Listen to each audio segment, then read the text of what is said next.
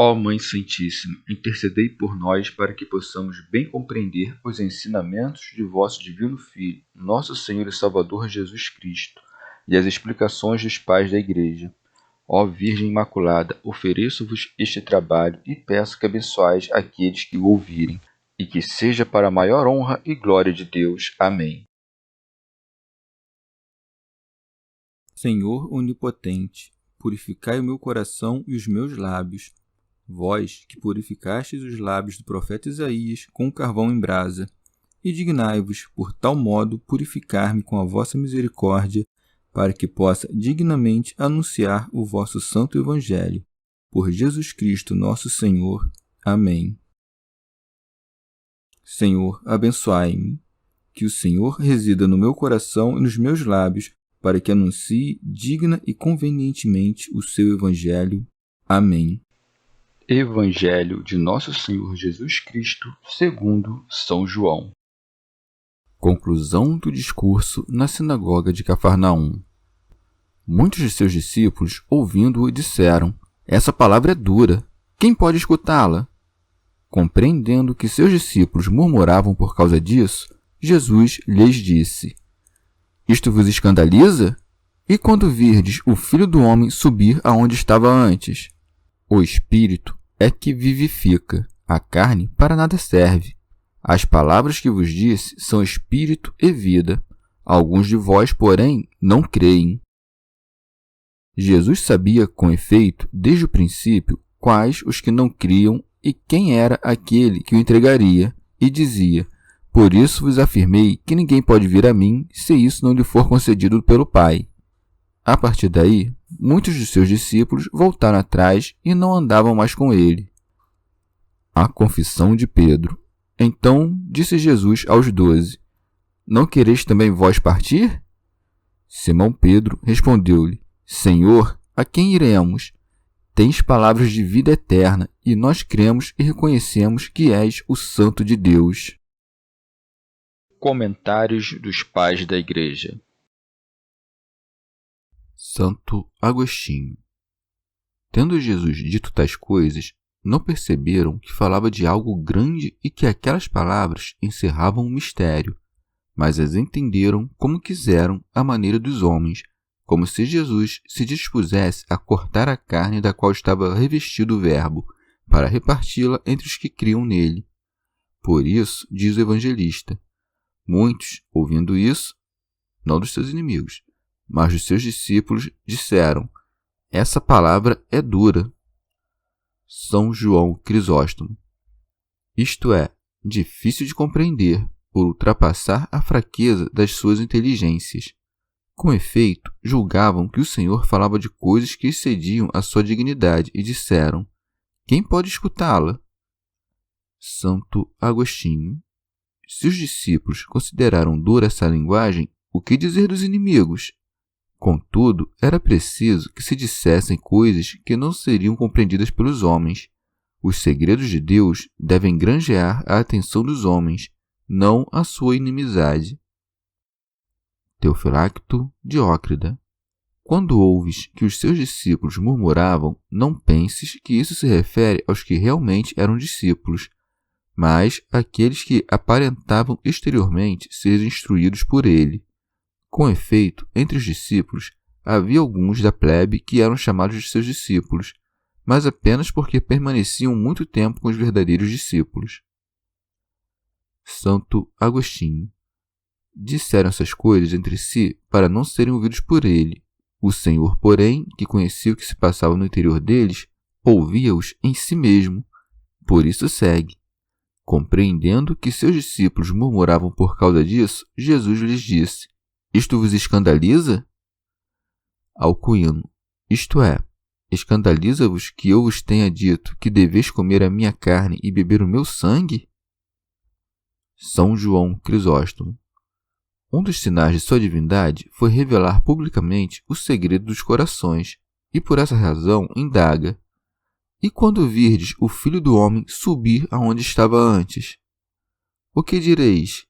Esta é a mesma indagação que havia dirigido a Natanael, porque te disse: vi-te debaixo da figueira, crês. testemunhará coisas ainda maiores. Nosso Senhor não acrescenta aqui pergunta após pergunta, sem motivo. Antes quer persuadir os discípulos da grandeza inumerável das verdades que ensina.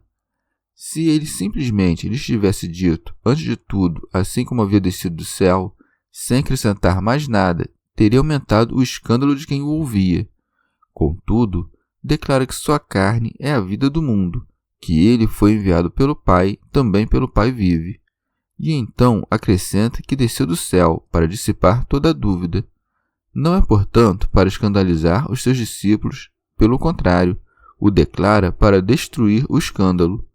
Enquanto os discípulos o consideravam apenas como filho de José, suas palavras não seriam compreendidas. Aqueles que, pelo contrário, acreditavam que ele havia descido do céu e que para lá deveria ascender, estariam em condições de receber seus ensinamentos. Santo Agostinho. Ou ainda, nestas palavras estava a resposta à dificuldade de entendimento que afligia os discípulos. Imaginavam eles que Nosso Senhor entregaria seu corpo em pedaços, mas ele lhes disse que subiria inteiramente ao céu. E quando virdes o Filho do Homem subir aonde estava antes, vereis então que ele não dá seu corpo como pensais e que o mistério de sua graça não está sujeito à corrupção. Com efeito, o Cristo só começou a ser o Filho do Homem na terra por meio de seu nascimento da Virgem Maria, quando estava vestido de carne mortal, e por esta razão declara: E quando virdes o Filho do Homem subir aonde estava antes. Assim, o que diz para que entendêssemos que ele, o Cristo, era Deus e homem ao mesmo tempo, uma só pessoa e não duas, e que o objeto de nossa fé não é uma quaternidade, mas a Trindade. Portanto, o Filho do Homem estava no céu, assim como o Filho de Deus estava na terra. Na terra, ele era o Filho de Deus pela carne que assumiu, e era o Filho do Homem no céu pela unidade da pessoa. Teofilacto Diócrida. Portanto, não acredite que o corpo de Cristo desceu do céu, como ensinam os hereges Marcião e Apolinário. O Filho de Deus e o Filho do Homem são uma e a mesma pessoa. São João Crisóstomo. Nosso Senhor remove os obstáculos ao entendimento por outra via ao dizer: o Espírito é que vivifica, a carne para nada serve. Eis o verdadeiro significado dessas palavras. É preciso entender em sentido espiritual o que acabo de dizer a meu respeito. Se tomares estas minhas palavras em sentido carnal, delas não tirareis proveito. Entendê-las segundo a carne é ver apenas o que está na superfície, sem aprofundar-se. Não é deste modo que se compreende os mistérios. É necessário considerá-los com os olhos interiores e ouvi-los sempre espiritualmente. É segundo a carne que se duvida que o Senhor desse seu corpo como alimento. Do que se trata? Não é a verdadeira carne que ele nos dá de comer? Sem dúvida, é a sua carne que ele dá para nós. Se, portanto, ele declara que a carne é inútil, não fala da sua carne, mas daqueles que deram às suas palavras uma interpretação carnal. Santo Agostinho. Ou de outro modo, a carne para nada aproveita, mas como interpretaram aqueles homens? Pensaram que se referia à carne que é cortada dos cadáveres e vendida no açougue, não da carne animada pelo Espírito. Una-se o Espírito à carne, e esta será de muito proveito. Pois se a carne para nada servisse, o Verbo não se teria feito a si mesmo carne para habitar entre nós. De fato, o Espírito faz grandes coisas por meio da carne para a nossa salvação. A carne não purifica por si mesma, mas por meio do Verbo, por quem foi assumida. Sendo o princípio de todas as coisas, assumindo a alma e a carne, purifica a alma e a carne de todos os fiéis. Portanto, é o Espírito que vivifica. A carne para nada aproveita, se tomada no sentido em que aqueles homens compreendiam. É como se o Senhor dissesse: não é assim que dou de comer a minha carne. Nem devemos nós saborear tal carne segundo a carne. Por isso diz: as palavras que vos disse são espírito e vida. São João Crisóstomo, isto é, são espirituais, não tendo nada de carnal, nem produzindo efeitos meramente naturais. Estão arrancados do domínio da necessidade que rege as coisas terrenas e das leis que aqui foram estabelecidas. Santo Agostinho. Se, portanto, entendeste essa palavra em sentido espiritual, elas serão para ti espírito e vida. Se as entendeste em sentido carnal, elas ainda assim são espírito e vida, mas não para ti. Dissemos, pois, que o Senhor nos convidou para comer a sua carne e beber o seu sangue, para que permaneçamos nele e ele em nós. O que pode produzir isso, senão a caridade? Porque a caridade de Deus está derramada em nossos corações pelo Espírito Santo. Como diz o apóstolo, logo é o Espírito que vivifica. São João Crisóstomo. Como tinha falado de coisas que excediam a compreensão carnal, acrescentou: alguns de vós, porém, não creem, dizendo alguns, exceto os discípulos, revelando o segredo dos corações, dá a conhecer a sua dignidade. Santo Agostinho. O Senhor não disse, mas há alguns de vós que não entendem. Em vez disso, explica a causa por que não entendem. Por isso é dito pelos profetas: se não crerdes, não entendereis. Como aquele que resiste poderá ser vivificado? Fazendo-se inimigo, não volta o rosto ao raio de luz pelo qual deveria ser penetrado, mas fecha a sua alma. Creiam e abram, e então serão iluminados. São João Crisóstomo. E para que saibas que, antes mesmo de dizerem essas palavras, e não apenas depois que murmuraram e ficaram escandalizados, Cristo já conhecia as disposições de seus corações. O evangelista acrescenta: Jesus sabia, com efeito, desde o princípio, quais os que não criam e quem era aquele que o entregaria. Teofilacto Diócrida. O evangelista quer com isso nos mostrar que, desde antes da fundação do mundo, ele conhecia todas as coisas, o que é sinal de sua divindade. Santo Agostinho.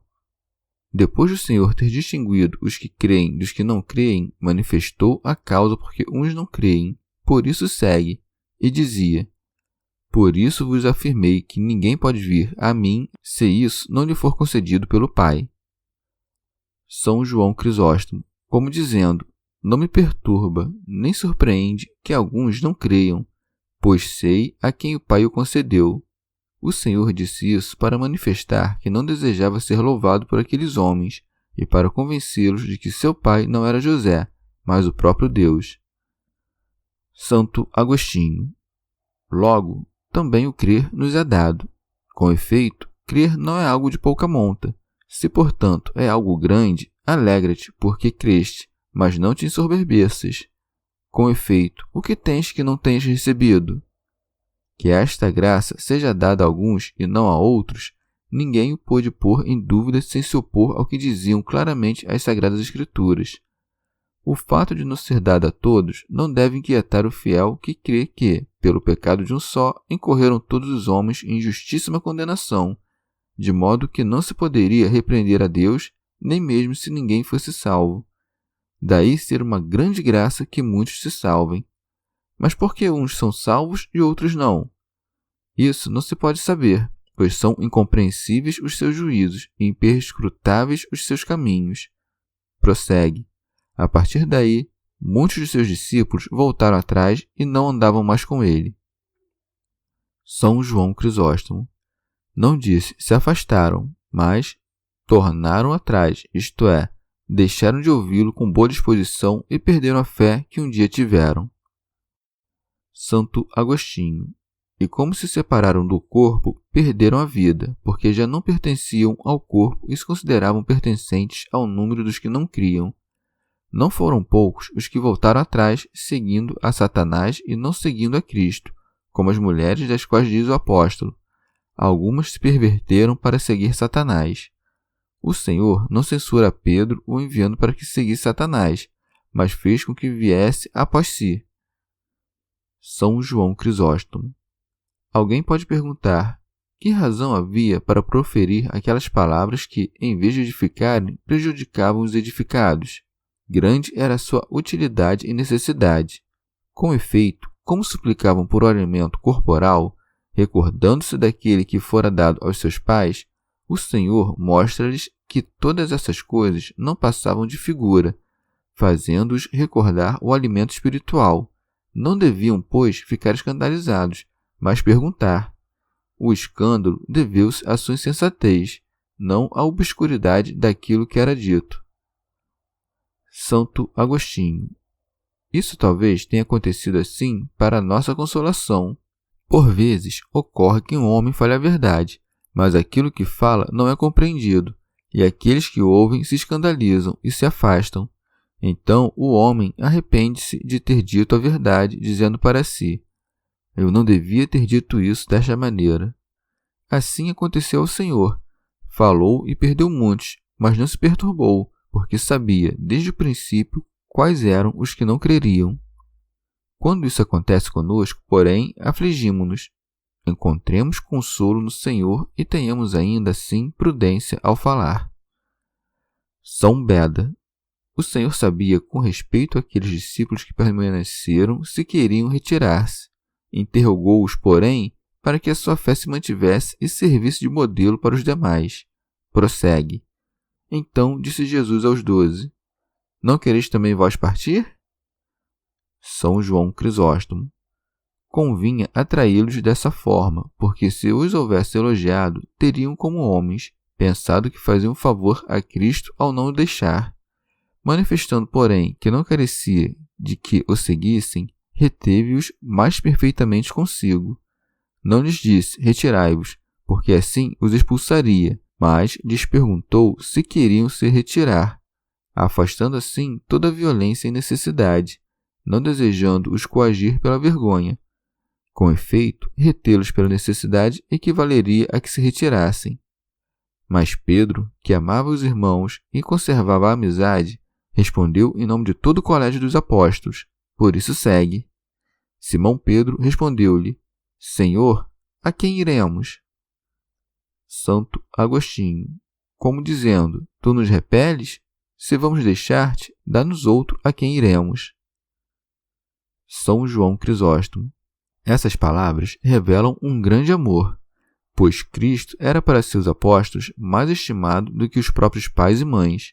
Além disso, para que não parecesse que diziam isso porque não haveria quem os acolhesse, acrescentou: tens palavras de vida eterna. Com efeito, como tinha ouvido o Mestre dizer: eu ressuscitarei e terá vida eterna, mostra que se lembra das palavras ditas. Os judeus, de fato, diziam: este é o filho de José. Mas Pedro diz: e nós cremos e reconhecemos que és o Santo de Deus. Santo Agostinho. Cremos para conhecer. Se houvéssemos desejado conhecer para então crer, não seríamos capazes nem de conhecer, nem de crer. Cremos e conhecemos que tu és Cristo, o Filho de Deus, isto é, que tu és a própria vida eterna, e não dás na carne e no sangue, senão aquilo mesmo que tu és. Chegamos ao fim de mais um dia de comentários da Catena Áurea. Muito obrigado por ficarem até aqui, que Nossa Senhora derrame suas graças sobre nós e até amanhã.